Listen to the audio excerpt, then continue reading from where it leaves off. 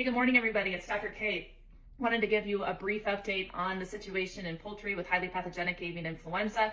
There was a premise that was just announced in Maricopa County, Arizona, with over 2.25 million birds that tested positive for H5N1 and will require depopulation. So as we look at the administration, Secretary Rowlands pat herself on the back for reducing avian influenza infections with her 5-point plan, it doesn't look like that's quite working. So in addition to this facility, we've seen a couple other commercial premises test positive within the last few weeks or so. There was a table egg facility in South Dakota with over 630,000 layers that had to be depopulated, and we also saw a commercial turkey facility that tested positive in South Dakota with over 30,000 birds that had to be depopulated within the last couple of weeks. Now, the question in Arizona is whether this infection came from migratory waterfowl, which in my mind is less likely because the migratory waterfowl season is essentially coming to an end.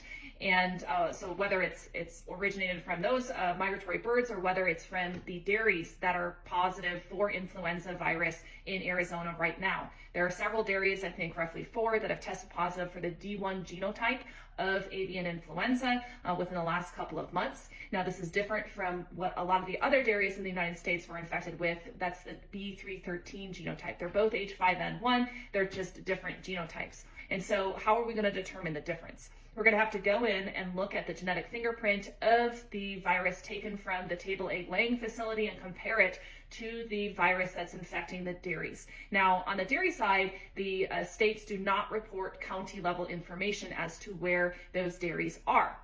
This is vastly different from poultry because when we have a poultry infection, the county level information is reported and a quarantine zone of 10 kilometers is drawn around that facility, and all product and animal movement into and out of that quarantine zone is monitored. So it is with this dichotomy that we've seen the rapid spread and spillover of this virus off of the dairy farms and onto the poultry farms. And so what we need to do again is look at the two different viruses and plot them out on what we call a phylogenetic tree. I'm popping up a phylogenetic tree that came out of California that essentially looks at a flock of ducks that was infected with H5N1.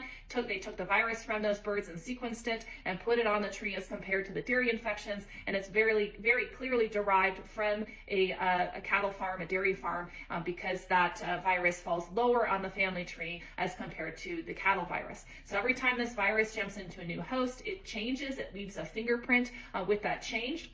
And that allows us to really plot it out in this family tree. And so again, we'll see if the authorities release this information in a timely fashion to give us an idea of whether this virus spilled over from a local dairy farm or whether it spilled over from migratory birds. I wouldn't hold your breath because it seems like this information takes oftentimes months to be released in order to determine how this virus is spreading. So with that, just wanted to give you an update, and thanks for your time.